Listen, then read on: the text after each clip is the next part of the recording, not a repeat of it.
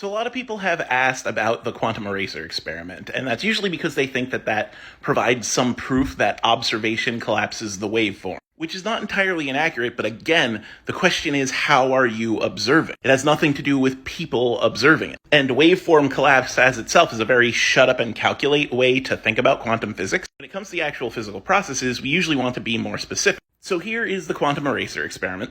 Basically, you have a laser that comes through this lens and is split into two.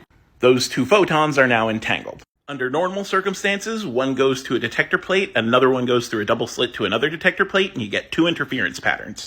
But now if you detect something at the slits, those interference patterns will go away.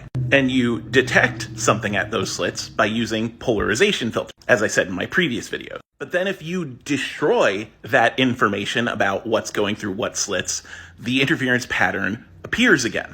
That's the quantum eraser. You erase that information. How do you do that? With other polarization filters. This is why I wanted to talk about this after I talked about the three-filter experiment. Because destroying information is kind of what this filter is doing. When you have a filter that's 100% vertical and a filter that's 100% horizontal, you know 100% that no photons are going to get through there. But when you add a third 45-degree angle filter, you've added uncertainty.